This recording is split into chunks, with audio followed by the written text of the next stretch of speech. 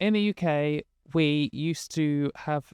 there's this difference between... I mean, this is true everywhere. There's a difference between criminalization, decriminalization, and, like, deregulation and regulated, like, all these different things. Anyway, abortion was criminalized, which means under certain circumstances, you could go to jail, even for life, for having an abortion or even a miscarriage, which is horrific. And that's been the case since the 60s. And they held a free vote in the House of Parliament to decriminalise abortion, and it passed, like, overwhelmingly, massively in favour of decriminalise it, which is just straight up great news. So here we have an article from The Guardian. MPs vote to decriminalise abortion and step forward for reproductive rights. Amendment to Crime and Policing Bill will change law to end prosecution of women who terminate pregnancies. This seems like it should have happened ages and ages ago, but it is great that it's happened, and it's great that everyone who was working towards this put in the effort they did and lobbied their MPs. So let's learn about it first, then we'll discuss it. So here it says, British MPs have voted to decriminalise abortion, making the biggest step forward in reproductive rights in almost 60 years. An amendment to the government's Crime and Policing Bill voted to change criminal laws that govern abortion in England and Wales. So specifically England and Wales. That women procuring a termination outside of the legal framework cannot be prosecuted. So there's a lot of specific law stuff. But there was situations in the UK where, I mean, we did have access to abortion in the UK, but under certain circumstances, and if you, like, did it slightly differently, you could be in real trouble, which is what they've now got rid of. So if you do it differently, at least you're not going to jail. The framework of access includes 2 doctors' signatures and has time limits, will still remain the same, and doctors who act outside the law will still face the threat of prosecution. But the women involved, or trans men or non-binary people, for example, doing it after the time limit or buying pills online, will no longer face arrest or prison. The offence of inducing a miscarriage carries a maximum sentence of life, which is absolutely crazy.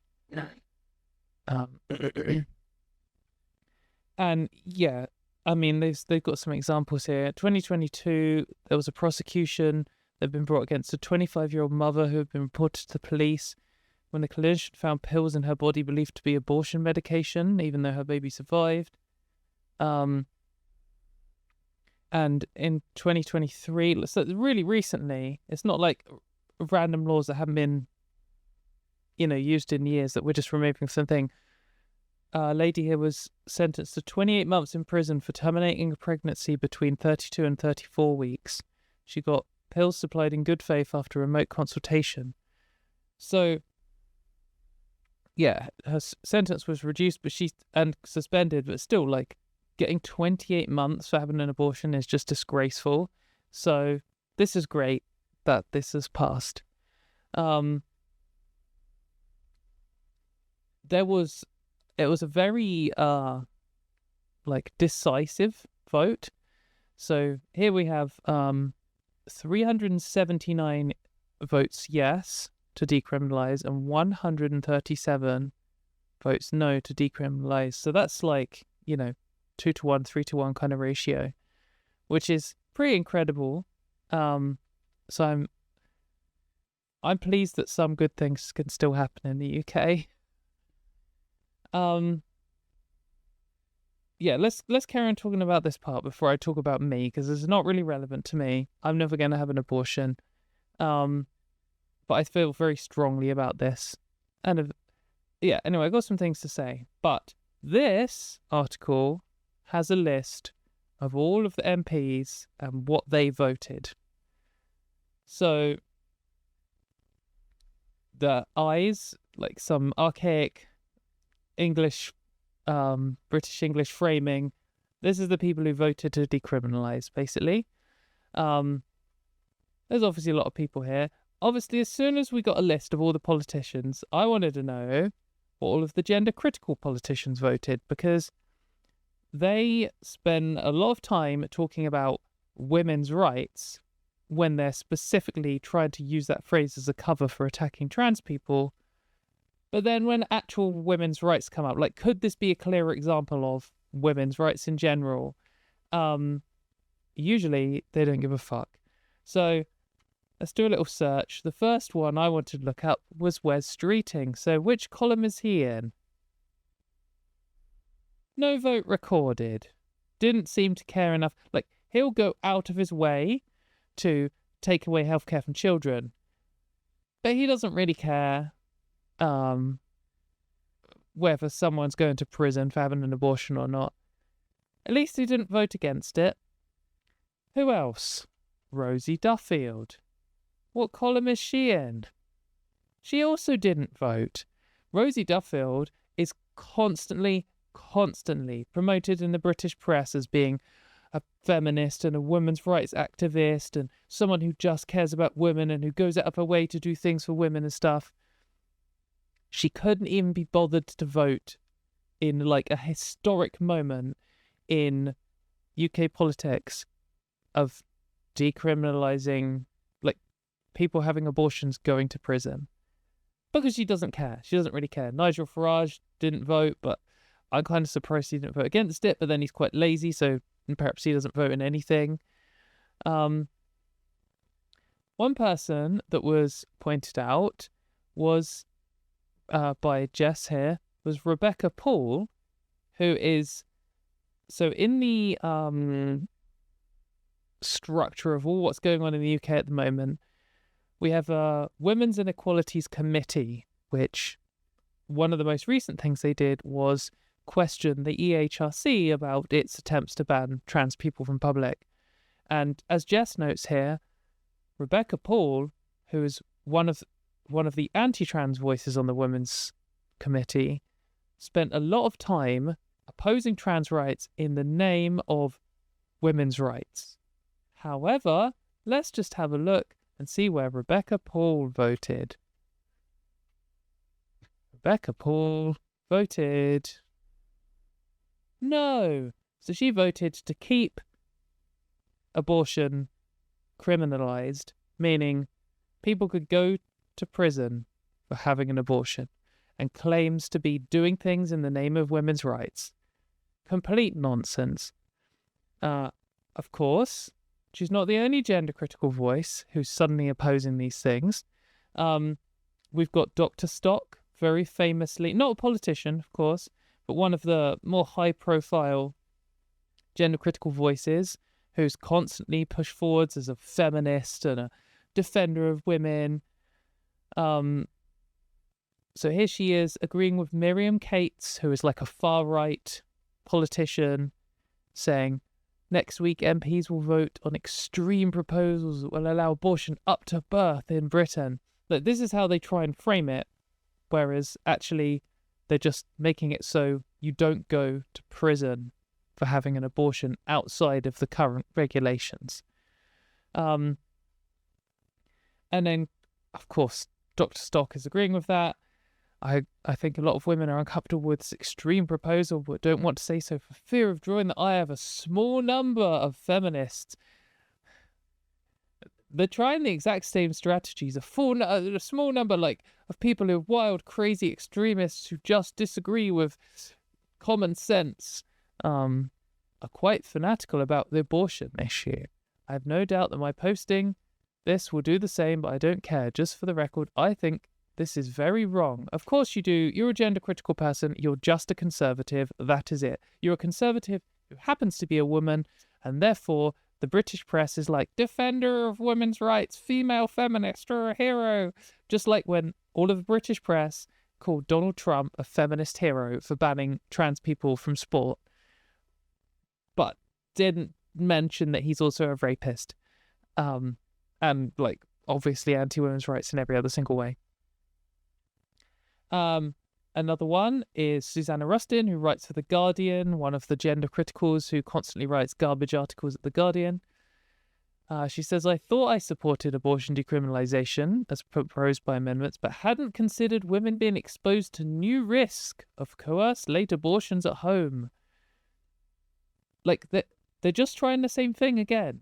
I mean, there's two things that I think are the same thing again here. One is this classic, I used to support things until, which what they really mean is, I hadn't ever thought about this issue before in my life, despite claiming to be a feminist. Like, who hasn't thought about that? Like, okay, if you're not a feminist and you've never engaged with women's rights before, and you've never had an abortion, and no one in your life has, and you never paid attention, it's quite likely that you might not have thought about the idea of weighing up between someone being coerced into an abortion, which absolutely happens, versus someone's right to have like control over their own body, and how the law should like balance those things.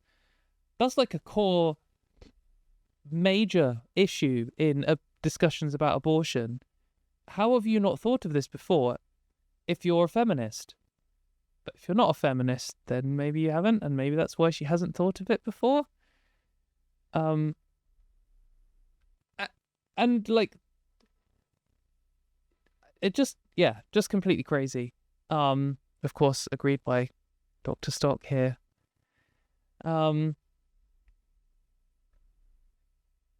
Yeah, I'm unsurprised to see gender critical. Oh, sorry. The other reason that this is just like the same thing is it's trying to keep like indefensible garbage laws in place, restrictions on people's bodily autonomy and control over their own lives and their own bodies because of this. What about, I'm just concerned about them. It's like, I want to take healthcare away from children, knowingly causing them to suffer because I'm concerned. Even though all the concerns you have don't line up with the actual concerns of the patients and you're talking over them. And it's exactly the same case here. Like, yeah, there are some people who are coerced into an abortion. Do you think sending them to prison is going to help with that in some way? No.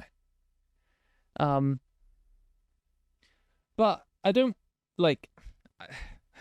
I was imagining that tweet of like, you never have to hand it to Hitler or whatever. Not all gender criticals are anti-abortion.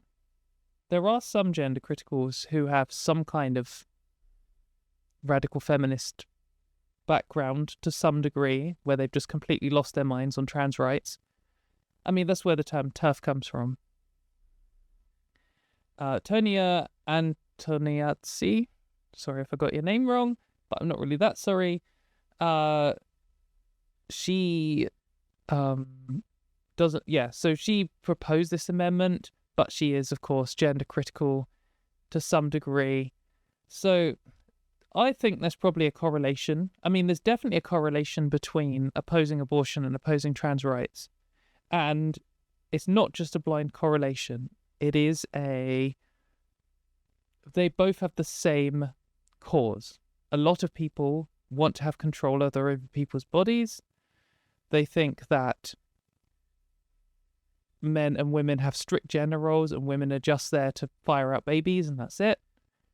Lots of them just like exercising control over other people's bodies, and that often leads people to both the same positions. But yeah, it's not always the case, but there is definitely a correlation there, and it's definitely ideological. And the reason for lots of it is, well, it's people who have conservative beliefs seem to line up with that. And most gender criticals aren't feminist in any sense. Like Kathleen Stock, they're just conservatives. That is it. They're either they're conservatives who happen to be women, or they're conservatives who are too cowardly to say, I hate trans people, I think they're disgusting. And instead they say, women's rights, when actually they don't give a fuck about women's rights. And they probably spent the entire of the 90s and early 2000s saying, feminism's gone too far. We should ban gender studies at university. It's like all just the same thing. The last thing I did want to say on this abortion stuff, which is like just hands down good news. And we need to revel in the moments of good news. But I do want to just talk about it from my point of view. So, everyone, listen to me. The person who can't have an abortion and won't ever need one wants to talk about themselves, like classic. But my angle on this is I feel guilty that I didn't spend more energy campaigning for this. When there was a push for abortion in Northern Ireland, and Republic of Ireland, particularly the Republic of Ireland, I spent a lot of energy on that and time arguing about it and doing the similar stuff to what I do about trans rights today for that, because I had the energy to do it. And it's something I care about deeply. And I hadn't brought it up on this show. I did know that this push was going on. I did some lazy slacktivist retweeting and DMing people, but like I didn't write a whole host of emails to my MP or like turn up and protest or anything. And that's not because I don't care about the issue. It is quite just literally because I'm just too exhausted to face anything else. I completely have burnt out on this horrific EHRC stuff where they're trying to bring in a bathroom bill for the whole of the UK. And the reason I want to talk about this, from my point of view, is to say it's an example of, like, here it turned out well, okay? Obviously my participation in campaigning for this wasn't needed. However, you could always have more. It's like the stronger the force for this kind of stuff, the better. But it's not a case of like it was missed out by one single vote and that could have been my vote or something like that. But there was some campaigning energy which could have normally been there, which wasn't there because I'm so burnt out from fighting for my own bullshit situation. So if you're someone who's like casually interested in trans rights and you randomly clicked on this video to hear what I had to say and you really care about abortion, I just want you to know that you're losing some allies and not losing, no, that's the wrong way of saying it. You're not losing allies. I'm still an ally in this, like, strongly. You're losing some energy and action because some of the people who usually do that are being absolutely crushed at the moment in the fight for trans rights. And I think it's an example of the oppressors in the government and stuff winning in a way that they've crushed me enough that I couldn't do what I did last time and haven't put much effort into it. And like there are loads of other issues as well that I feel guilty that I'm not spending my time on now. Obviously you have to pick your battles and you only have so much time in the day and you can only learn about so many different things, and what's really important is just not being in the way of people who are fighting for the right thing when you don't have time or energy for an issue, and just doing your best to stay informed. But I do think abortion is such a closely related issue to trans rights. I actually think it's like stupid. If you have energy to fight for abortion rights in a country that doesn't have them, and you think, I'm only going to spend my time fighting for trans rights, that is not just immoral, because you should be fighting for abortion rights, but also I think because they're so closely linked, it's like shooting yourself in the foot. Every trans person should support abortion rights for the same reason that we support trans healthcare, which is people should have control over their own bodies. Like bodily autonomy is like the fundamental issue that underlines both of those two things, trans healthcare and abortion access. And that's why it's important that we spend our energy fighting for it, not just because it's morally correct, which it absolutely is, but also because they're so tied together that it's like almost the same fight in some degree. And as we've seen, because lots of the gender criticals are fighting against decriminalizing abortion. So yeah, I don't know how well I've explained that. Probably sounds really like self-centered. I just feel garbage that I didn't put enough effort in, and I'm so relieved that it's passed. And it's just completely bullshit that I'm having to waste all my time worrying about like filling in some bullshit consultation saying whether I should be banned from the toilet, written by a load of people who keep saying women's rights, who all just fucking voted against women's rights in this instance. It's just such a stupid situation. Anyway, overall, who cares what I think or feel? Doesn't matter. What does matter is abortion got decriminalised in the UK, and that is great.